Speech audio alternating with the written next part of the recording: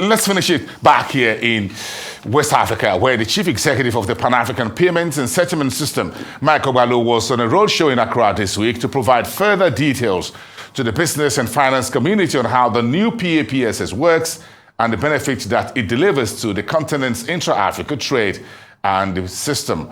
Let's take a listen. Of Kwame Nkrumah. If the continent had pursued the vision as he had espoused in 1963, the continent would have moved much further. And right here in this room, maybe it's fate, maybe it's destiny that brought us back to this room. About this time, January of 2022, we launched Papss, although we were facing this way, in this very room. So once again, we are back to this very room, and it looks like it is destiny. The very first transaction, the very first commercial transaction of Papss was a transaction that originated out of this market to Nigeria. And again, I think it originated from Ghana Commercial Bank and terminated in First Bank of Nigeria. So once again, it's as if each time Nigeria tries to catch up with Ghana, Ghana somehow finds a way to be one step ahead. So once again, thank you. So it's important each time we gather to remind ourselves why we are doing what we are doing. Why is it important to create this payment system that will drive trade?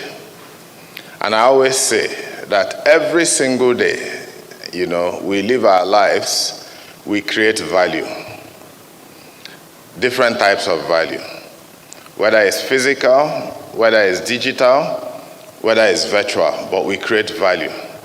We consume some of those values that we create, okay? And the rest we trade with the next person. Whether we are producing food, whether we are producing videos, anything that we create as value, we consume and we trade with the next person. Now, that is the cycle of life. But without payment, trade never happens. And anything that affects payments will affect trade. If you look at the concept of a market has buyers and sellers. It has rules for buying and selling. It has things like logistics and so on, but then it has an acceptable means of payment. Africa, having been balkanized, we have not been able to have that single acceptable means of payment. So with the coming on stream of the AfCFTA, it became clear that we as a people, we needed a payment system that we as a people can control, that we as a people can govern. The payment systems that we have today were not supporting Africa's trade. First of all, there was the issue of costs. If you look online and you look at some of the most expensive payment corridors, they are here on the African continent. So you ask yourself, why should the poorest be paying the most for transacting? Then you talk about delays. Payments sometimes could take 3 to 7 days. And these are times that business people require to be turning around their inventory, and they are spending it confirming payments. Today, when you travel from Lagos to Accra, you don't first of all go to New York and then come back to Accra. When we ship goods, we don't ship goods to New York and bring it back to Accra.